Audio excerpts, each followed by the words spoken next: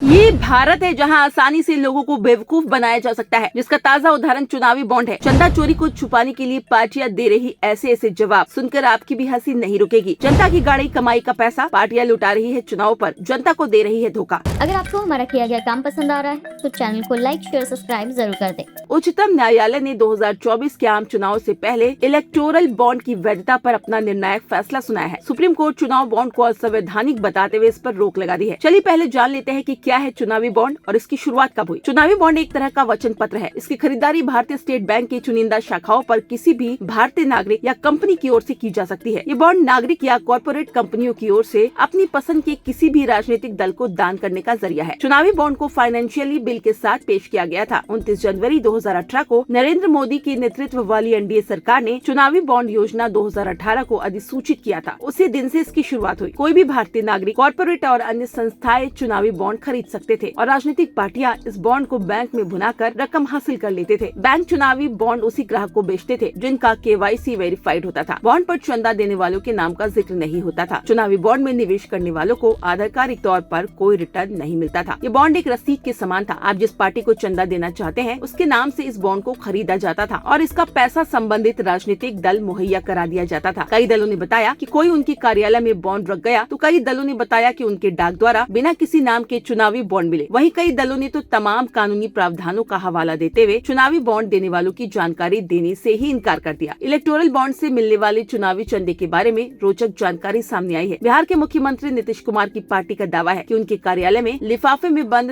10 करोड़ रुपए मूल्य के बॉन्ड अज्ञात स्रोत से आए। पार्टी ने कहा इस बॉन्ड को भुनाने के बाद पूरे पैसे चंदे के तौर पर जदयू के खजाने में जमा हुए। इस दिलचस्प फाइलिंग में पार्टी के बिहार कार्यालय ने बताया कि उसे 3 अप्रैल 2019 को अपने पटना कार्यालय में प्राप्त बॉन्ड के दाताओं के विवरण के बारे में जानकारी नहीं थी और न ही उसने जानने की कोशिश की क्योंकि उस समय सुप्रीम कोर्ट से कोई आदेश नहीं था। चुनावी बॉन्ड को लेकर तमिलनाडु की पार्टी DMK ने बताया कि उसे सर्वाधिक चंदा एक लॉटरी फॉर्म के जरिए मिला। तमिलनाडु की पार्टी को फंड का लगभग 77% लॉटरी किंग सैंटियागो मार्टिन के फ्यूचर गेमिंग से प्राप्त हुआ। DMK ने अपनी फाइलिंग में बताया कि चुनावी बॉन्ड के लिए दान प्राप्तकर्ता को दानकर्ता का विवरण देने की भी जरूरत नहीं है। अब सुप्रीम कोर्ट के निर्देशों का पालन करते हुए हमने अपने दानदाताओं से संपर्क किया। वहीं भाजपा ने विभिन्न कानूनी प्रावधानों का हवाला देते हुए इस बात की जानकारी नहीं दी कि उससे किससे चुनावी बॉन्ड मिले। देश की सत्तारूढ़ पार्टी ने इसके लिए जन प्रतिनिधित्व अधिनियम 1951 में संशोधन और भारतीय रिजर्व बैंक अधिनियम और आयकर अधिनियम के संबंधित हिस्सों का हवाला दिया। वहीं उत्तर प्रदेश में समाजवादी पार्टी ने भी अपनी फाइलिंग में गजब की कहानी सुनाई है। सपा ने 1 लाख रुपए और 10 लाख रुपए की राशि वाले बॉन्ड की जानकारी तो दी ही है, लेकिन बड़ी रकम वाले बॉन्ड को लेकर कहा कि उसे 1 करोड़ रुपए के 10 बॉन्ड डाक के जरिए मिले हैं। ये बॉन्ड किसने भेजे हैं इसकी जानकारी उसके पास नहीं है क्योंकि ये बिना नाम के भेजे गए थे। कुछ ऐसे ही जानकारी TMC ने भी दी है। तृणमूल कांग्रेस ने अपनी फाइलिंग में बताया कि चुनावी बॉन्ड उसके कार्यालय में भेजे गए थे। पार्टी कार्यालय के ड्रॉप बॉक्स में कोई चुनावी बॉन्ड डाल गया था। इसके अलावा TMC ने ये भी बताया कुछ लोगों ने भी उन्हें कुछ बॉन्ड भेजे थे। इनमें से कई गुमनाम रहना पसंद करते हैं।